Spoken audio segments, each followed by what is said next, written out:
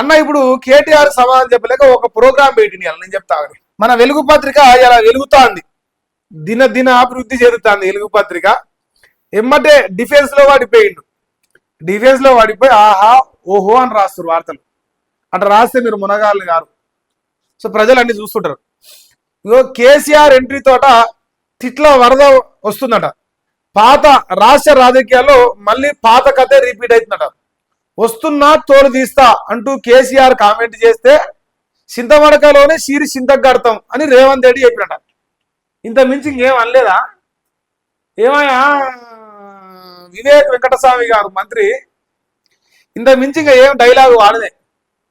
చింతమడకకు వచ్చి షీరి చింతగడతాడు, అంత మించి ఏం అనలేదా? అస్సలు ఒక్క బూత్ కూడా వాడదే. రేవంత్ రెడ్డి మంచోడు, రేవంత్ రెడ్డి బూతుల రేవంత్ రెడ్డి అస్సలు కానే కాదు. సో మరి వాళ్ళు చెప్పేది గట్టి అనిపిస్తుంది నాకు. ఇక ఇంకేంది, ఎడమకాలి చెప్పుతో కొడతా అంటూ కేటీఆర్ కామెంట్ చేసింది.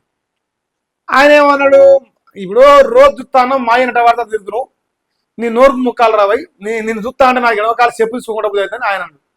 ఇట్లా ముగ్గురు మాటైన 3 వార్తలు రాసి ఇయో తెలంగాణలో బూతు పురాణం వచ్చిందంటాడు. నేను ఏం చెప్తున్నా రావై, కేసీఆర్ దాన్ని మొదలు పెట్టిండు, రేవంత్ రెడ్డి దాన్ని కంటిన్యూ చేస్తుండు, ఇక కేటీఆర్ దానికి ఇంత పొగి వేసి మంటేస్తాను పెద్ద ఎత్తాను. ఇప్పుడు తెలంగాణలో గదే జరుగుతుంది. ఇక నాస ఉంచోడు ప్రోవాసం అయితే మేము ఇక దాన్ని మంటేసి సెగ కాపుకొని అబ్బా ఎత్సగుందని మేము అనుకుంటున్నాం. ఇక మరి తప్పదు కదా, ఒకరిని చూసి ఒకడు. ఇప్పుడు ఫస్ట్ కేసీఆర్ బంద్ చేయాలి, రేవంత్ రెడ్డి బంద్ చేయాలి, కేటీఆర్ బంద్ చేయాలి, తర్వాత జర్నలిస్టులు బంద్ చేయాలి. ఓపెన్ సీక్రెట్ ఇది. కొన్ని లుచ్చగా తెలంగాణ పెద్దలుచ్చ, ఆ పెద్దలుచ్చ మరి ఇదే ప్రోగ్రామ్ చేసి బతికిండు ఒకనే అయినాడు ఎమ్మెల్సీ. ఇక అగ్రనేతలకు తోడుగా తిట్ల దండకం అందుకుంటున్న లీడర్లట. కాంగ్రెస్ బీఆర్ఎస్ మధ్య తారాస్థాయికి మాటల యుద్ధం చేరుతుంది. ఇక నోటి కప్పు తప్ప ఇంకేమి లేదని బండి సంజయ్ కూడా ఫైర్ అన్నాడు. ఇట్లా నలుగురు, ఈయన బీజేపీ, ఈయన బీఆర్ఎస్, ఈయన కాంగ్రెస్. సో ఇట్లా ఒక్కొక్కరు తిరిగా ఇక కేసీఆరే మొదలు పెట్టిండు తిట్ల దండకం అంటాడు. కేసీఆర్ 2 సంవత్సరాలకి వెళ్ళి తిట్ల దండకం పెట్టలేగా మనం అనుకుందాం. ఆయన కేసీఆర్ నోరు తెరవ ముందుకే సావాలని కోరిన సన్నాసి కూడా మీరు చెప్పు. కేసీఆర్ నోరన్న తెరవ ముందుకే కేసీఆర్ సస్య భావనను కోరుకున్న నీచుడు ఈ రాష్ట్రంలో ముఖ్యమంత్రిగా ఉన్నాడు. ఒక మనిషిని చావాలని కోరుకునే రాక్షసుడు. ఇంకోటి, కేసీఆర్ ఒక్క పదం కూడా తన పైన ఎత్తకుండా, రేవంత్ రెడ్డి అని పదం వాడకుండా ఆయన 2 సంవత్సరాలకి వెళ్ళిపోతే 2 నిమిషాలు కూడా బతకలేకపోయిన ప్రతి మీటింగ్కి చిన్నపిల్లల కాడికి పోయినా, పెద్దోళ్ళ కాడికి పోయినా, ఉద్యోగుల కాడికి పోయినా, నిరుద్యోగుల కాడికి పోయినా, ఏడు చచ్చినా కేసీఆర్ మిట్టకుండా ఎంతకు వచ్చినాడా ఒక్కరోజన్నా? ఎవడా 2 సంవత్సరాలకి వెళ్ళి తిత్తాంది? ఇదే వెలుగు పత్రిక కేసీఆర్ మాట్లాడితేనేమో రాయదు, రేవంత్ రెడ్డి కేసీఆర్ అణువణువు అక్షరం పొల్లు పోకుండా రాస్తారు. మరి అప్పుడు తెలియలేదు తిట్ల దండకం గురించి. ఇప్పుడు డిఫెన్స్ లో పడిపోయారు, ఆంధ్ర అల్లుడు తెచ్చుకున్నావు, భీమవరం గుళ్ళోడు, అది సమాధానం చెప్పలేక ఇప్పుడు అంతా ఉరి అవ్వ. ఇప్పుడు సోషల్ మీడియా కొత్త ట్రోలింగ్ అవుతుంది.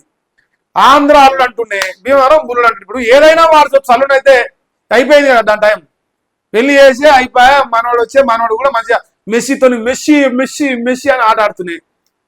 ఇక మరి ఏం చేయలేని పరిస్థితి. ఇప్పుడు దీన్ని ఎట్లా కవర్ చేయాలి? కవర్ చేయలేక ఇగో డైవర్షన్. ఆహా తెలంగాణ మొత్తం బూతులే వస్తాను. బూతులు కాదు, నీ నోట్లో ఉన్న కంపు ఈ తెలంగాణ మొత్తం బాగుతాను. ఇప్పుడు కేసీఆర్ బూతులు తిట్టిండు అంటారు.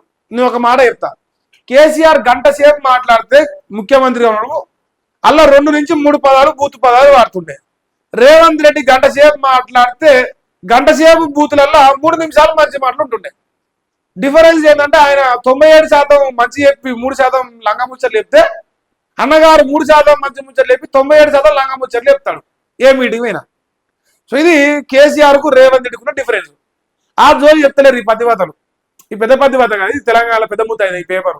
సందర్లా నిజాలు తక్కువ, అబద్ధాలు ఎక్కువ రాయడంలో వీడు ప్రధాన పాత్ర పోషిస్తుంటాడు. అది ఇక ప్రజలుగా మీరే డిసైడ్ చేయండి. ఇరువైపులో అందుకున్నారంట అబ్బా.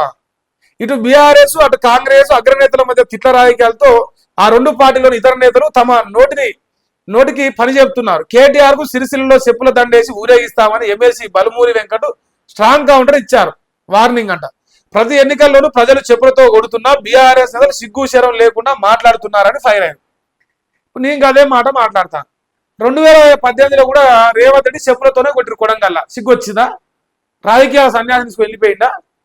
సిగ్గు గురించి మాత్రం సిగ్గు లేని వాళ్ళు మాట్లాడద్దు. సిగ్గు నోటి మాటలు లేవన్నా. ఈ నిన్నవన్న పాలకంలో పుడకలేక బొక్కేసారు ఎమ్మెల్సీ. ఇక ఆగుతలేడు ఇంక ఆయన. ఇంక ఎవరు లేనాడ కాంగ్రెస్ లో 40 ఏళ్ళకి వెళ్ళి వచ్చే మునగాళ్ళు ముసలి ఉండవడుకులు అందరూ అల్లే వచ్చింది. మరి ఒక్కడన్నా నోరు తెసి కౌంటర్కి ఇయ్యలేరా? నేను ముఖ్యమంత్రి అని వీడియో పెట్టుకోవాలి సరిపోతుందా? కౌంటర్ కొట్టాలి కదా మరి కేటీఆర్కి. తెలివి తక్కువ సన్నాసులు కదా. ఇక మరోవైపు బీఆర్ఎస్ నేతలు కూడా సీఎం రేవంత్ పై కామెంట్లతో రెచ్చిపోతున్నారట. దీంతో చిన్న విషయం కాస్త పెను దుమారం అయిపోతున్నది. అధికార ప్రతిపక్ష నేతల మధ్య తిట్ల యుద్ధంతో ఆ రెండు పార్టీల లీడర్ల తీరుపై కేంద్ర మంత్రి బండి సంజయ్ మండిపడ్డారు. తెలంగాణ పైన మళ్ళీ తిట్లు వినాల్సి వస్తున్నది. కాంగ్రెస్ బీఆర్ఎస్ వాళ్ళ నోటి నుంచి గబ్బు మాటలు తప్ప అభివృద్ధి గురించిన చర్చ మాత్రం లేకుండా పోయిందంటూ చురకలు అంటించారట. ఇప్పుడు వీరిద్దరికి ఆయన ఎవరాబాయి బంద్ చేయరా అని శిరోశంప మీద జరిచినట్ట ఇది. సో ఏది ఏమైనా ఈ రాష్ట్ర ప్రజలు అభివృద్ధి పైన చర్చ జరిపే దమ్ము రేవంత్ రెడ్డికి లేదనేది ఫిక్స్ అయిపోయారు. ఒకవేళ ఉంది అని నిరూపించాలనుకుంటే మేము ఒక సూచన చేస్తాము. కేసీఆర్ మాట్లాడిన ప్రెస్ మీట్ పైన ఒకవేళ నువ్వు కౌంటర్ కొట్టాలనుకుంటే సమాధానంతో కౌంటర్ కొట్టు, బూతులతో కాదు. ఓ ఇద్దరిని సన్నాసుని ముందలేసి ప్రెస్ మీట్ పెట్టగానే మనం మంచోళ్ళం కావు. సమాధానం కావాలి. అది అసెంబ్లీకి వచ్చినా ప్రజలకు పోయినా సభలు పెట్టినా ఇంకా ఏం చేసినా ఫైనల్ గా ప్రతిపక్షం అడిగిన ప్రశ్నలకు సమాధానం చెప్పే దమ్ము ప్రభుత్వానికి ఉన్నదా లేదనేది ఇక్కడ చర్చ. నువ్వు ఇంకా ఏం డైవర్ట్ చేసి ఇంకా బూతులు తిడతారు, ఇంకా మన్ను మశానం ఏం రాసినా ప్రజలు మాత్రం అటువైపే ఉంటారు. చర్చ అనేది అభివృద్ధి పైన జరగాలి. మరి నిజమే కానీ మనం అభివృద్ధి చేసింది బొచ్చు కూడా లేదు 2 ఏళ్ళకెళ్ళి. అయితే ఛానల్ రిపోర్ట్ కొట్టు మా లెక్క ఛానల్ డిలీట్ చేసుడు. ఎవడైతే తెలంగాణలో బాగా కాంగ్రెస్ ప్రభుత్వానికి వ్యతిరేకత వస్తుందో ఫిన్లాండ్ ఇంకేంది నార్త్ కొరియానా సౌత్ కొరియా ఎక్కడెక్కడి నుంచో ఆ ముందరాష్ట్రం కాల మనకు కొట్టింది ఫిన్లాండ్ నుంచి కొట్టిరు. ఇప్పుడు ఆయన పాపం నిన్నవాడి నుంచి బ్రహ్మాండంగా నడుస్తుంది ఛానల్. ఆయనకు రిపోర్ట్లు కొట్టి ఆయన ఛానల్ నాగం చేస్తారు, ఇంకొక ఆయన ఛానల్ నాగం చేస్తారు. అంతే. ఎవడైతే టార్గెటెడ్ గా కాంగ్రెస్ పార్టీ కొడుతున్నాడో యూట్యూబ్ లో మన ఛానల్ లేకుండా చేసే కుట్రలు తప్ప మరి మీరు వీకగలిగింది మన్ను కూడా లేదు. అంతే కదా. నేను చూడగా నాకు గుర్తు ఆయన న్యూస్ లైన్ అనే ఛానల్ రిపోర్ట్లు కొట్టి ఆగం చేసి స్టూడియోలో ఎత్తుకపోయారు. ఇప్పుడు నిన్న మన నుంచి ఆ ఛానల్ డౌన్ అయినాక మళ్ళీ సిగ్నల్ టీవీ అనడానికి ఇంకొక ఆయన వచ్చింది.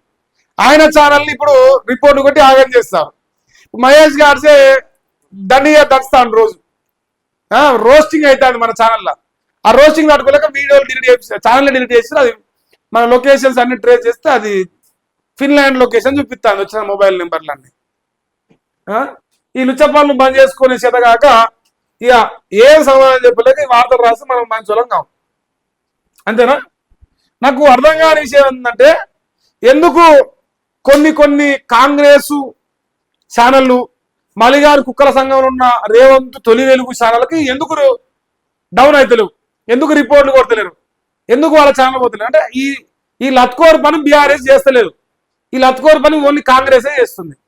అంతే కదా దాని అర్థం అంతకే వస్తుంది. కానీ ఈ లత్కోర్ పనులు చేస్తుంటే కాంగ్రెస్ 10వ స్థానం ఉంది, బీఆర్ఎస్ చివరి స్థానంలో ఉంది. బీఆర్ఎస్ కావచ్చు బీజేపీ కావచ్చు. మరి మీరు కూడా నేర్వురి. ఎవరైనా ట్రైనింగ్ ఇస్తుంటే ఎవరు నేను ట్రైనింగ్ తీసుకోవడానికి అడిగి ఉన్నా 2-3 ఛానళ్ళు నాకు టార్గెట్ ఉన్నాయి. వాళ్ళని కూడా ఉడిపి ఆడ ఫిక్స్ అయ్యాను నేను కూడా.